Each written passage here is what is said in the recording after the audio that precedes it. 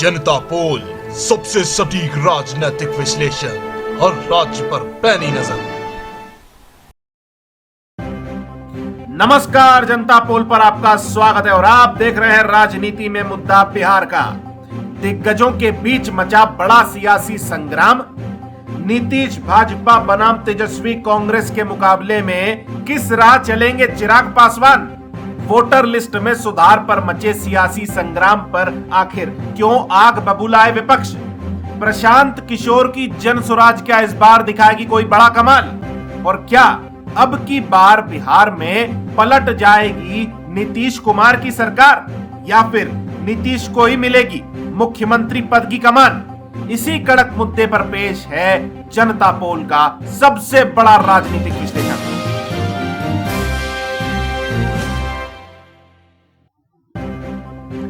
जयप्रकाश नारायण आंदोलन और 1977 का वो चुनाव जब पहली बार केंद्र में कांग्रेस को बुरी तरह हार मिली और तत्कालीन प्रधानमंत्री इंदिरा गांधी और उनके सुपुत्र संजय गांधी के चुनाव हारने के साथ ही पहली बार केंद्र में गैर कांग्रेसी सरकार बनी, जिसके मुखिया बने श्री मोरारजी देसाई। राजनीतिक लिहाज से बदलाव की क्रांति और सत्ता के विरोध में उठी वो लपट जो इंदिरा गांधी की सरकार को लपेट ले गई, उस चिंगारी की शुरुआत बिहार से ही हुई थी। ये वो समय था जब जयप्रकाश उर्फ जेपी मूवमेंट के बैनर तले सत्येंद्र नारायण सिन्हा, जॉर्ज फर्नांडिस, कर्पूरी ठाकुर, लालू प्रसाद यादव, नीतीश कुमार, रामविलास पासवान, शरद यादव, रघुवंश प्रसाद सिंह आदि कई और बड़े बड़े नेता एक नई और धारदार युवा नेतृत्व की राजनीति के झंडा बरदार बने। खैर, लालू प्रसाद यादव के एक तरफा राजनीतिक जलवे से लेकर नीतीश कुमार के नेतृत्व पर भरोसे को बिहार ने कई वर्षों तक देखा। 2015 के विधानसभा चुनाव वो अपवाद बने जब कई वर्षों बाद लालू और नीतीश एक साथ आ गए और महागठबंधन को 178 विधानसभा सीटों के साथ प्रचंड बहुमत मिला।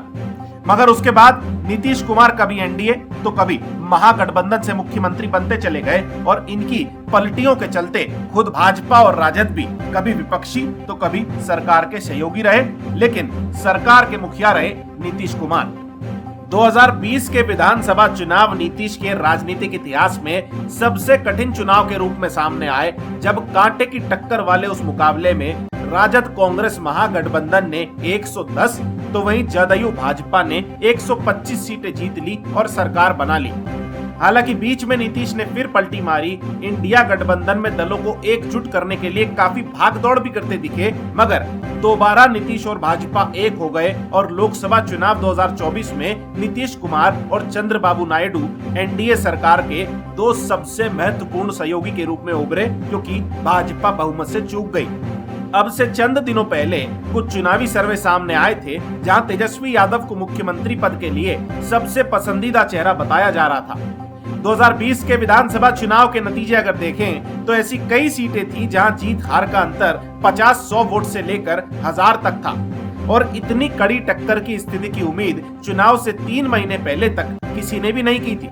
मगर ऐन वक्त पर तेजस्वी यादव ने जो धुआंधार प्रचार किया, उसने 3 से 4 महीने में सारा माहौल पलट कर रख दिया। हालांकि राजद कांग्रेस गठबंधन को हार मिली, मगर तेजस्वी के चेहरे पर पहली बार 75 सीटें राजद जीत ले गया और राष्ट्रीय जनता दल को लालू प्रसाद यादव के बाद एक नया चेहरा मिला, जिसे राज्य में स्वीकार्यता भी मिल गई। 2020 के उन चुनावों में एक और जहां ओवैसी की एआईएमआईएम ने राजद को 8 से 10 विधानसभा सीटों पर सीधा नुकसान पहुंचाया, तो वहीं चिराग पासवान की एलजेपी ने जनता दल यूनाइटेड के 40 से ज्यादा सीटों पर निर्णायक वोट काट लिए और नतीजा ये रहा कि राजद जहां सरकार बनाने से चूक गई, तो वहीं जदयू सरकार बना पाने के बावजूद 43 सीटों पर सिमट गई। गौर करने वाली बात यह है कि उससे एक साल पहले हुए लोकसभा चुनावों में बिहार में विपक्ष को मात्र 1 सीट नसीब हुई थी, जबकि एनडीए 39 सीटें जीत ले गया। बावजूद इसके एक साल बाद हुए चुनावों में नीतीश कुमार के लिए सरकार बचाना मुश्किल हो गया था। इस लिहाज से देखें तो 2024 में बिहार में विपक्ष को 10 लोकसभा सीटों पर जीत मिली है और ये कहा जा सकता है कि इस बार का चुनाव नीतीश कुमार के लिए आसान तो कतई नहीं रहने वाला। एक और जहां महागठबंधन और एनडीए में सीट शेयरिंग और टिकट वितरण पर लगातार मंथन जारी है, तो वहीं बिहार से नई राजनीतिक शुरुआत कर रही प्रशांत किशोर की जन स्वराज भी इस बार सभी सीटों पर मैदान में होगी। इस सब के बीच अब चिराग पासवान के रुख ने जदयू की चिंता बढ़ा दी है। हालांकि कहा जा रहा है कि चिराग पासवान 30 सीटें मांग रहे हैं और एनडीए 25 पर सहमति बना रहा है, लेकिन पहले 243 सीटों पर चुनाव लड़ने का ऐलान और अब कार्यकर्ताओं से दबे मुंह 48 सीटों पर संगठन दुरुस्त करने की बात कहने वाले चिराग पासवान का अगला कदम जदयू और भाजपा के लिए कई मायनों में काफी महत्वपूर्ण होगा।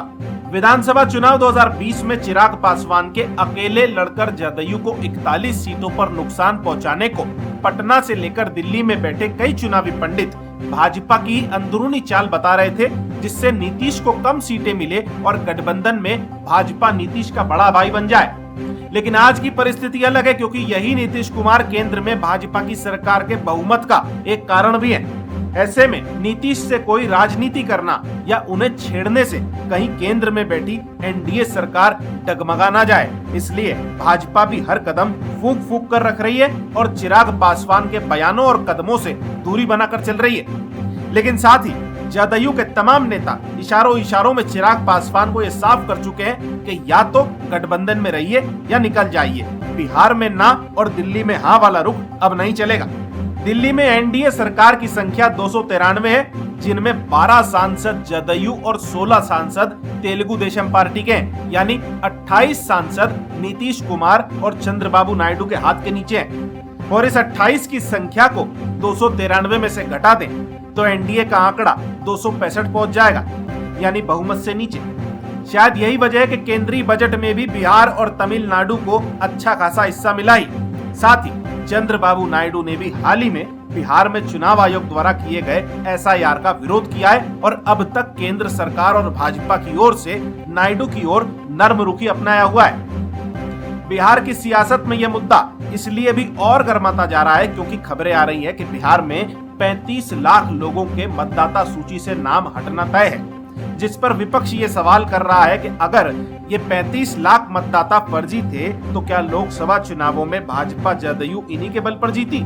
पटना में आधार कार्ड मान्य, मगर सीमांचल में आधार कार्ड को मान्य क्यों नहीं माना जा रहा, इसे लेकर भी उठापटकों और बयानों के वार पलटवार जारी है, क्योंकि सीमांचल में राजद कांग्रेस गठबंधन को लोकसभा चुनावों में जीत मिली है और ये इलाका विपक्ष का मजबूत गढ़ माना जाता है।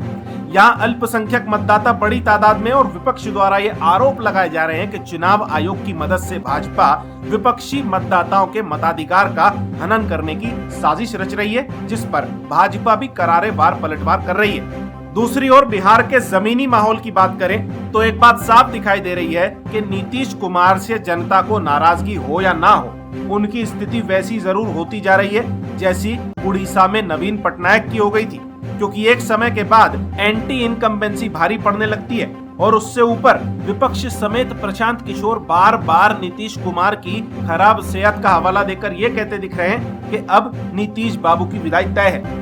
दूसरी ओर महागठबंधन की ओर से तेजस्वी यादव की लोकप्रियता बढ़ी हुई जरूर है, मगर राजद कांग्रेस गठबंधन भी अब तक सीट बंटवारे पर उलझा हुआ है और तेजस्वी की ओर से किसी बड़ी चुनावी यात्रा या राज्यव्यापी प्रचार का बिगुल उतना मजबूती से फूका नहीं गया है। महाराष्ट्र और हरियाणा में करारी हार झेलने के बाद इंडिया गठबंधन अब बिहार को लेकर काफी सतर्क दिखाई दे रहा है और शायद यही कारण है कि राहुल गांधी बीते दिनों कई बार बिहार के चक्कर लगा चुके हैं। कुल मिलाकर बात करें तो बिहार में फिलहाल जमीन पर पलायन, बेरोजगारी, गरीबी, असुविधाएं, खस्ता हाल सड़कें, भ्रष्टाचार, ये सभी मुद्दे हावी नजर आते हैं और नीतीश कुमार के खिलाफ लगातार पनपती एंटी इनकम्बेंसी की लहर भी दिखाई देती है। लेकिन क्या विपक्ष इस लहर को इतना भुना पाएगा कि यहाँ राजद कांग्रेस महागठबंधन को बहुमत हासिल हो जाए? आने वाले 2 महीनों में ये तस्वीर साफ हो जाएगी। खैर, राजनीति और रणनीतियों पर हमारे विश्लेषण लगातार जारी रहेंगे। हमारे साथ बने रहिए और देखते रहिए जनता पोल। जय हिंद, जय भारत।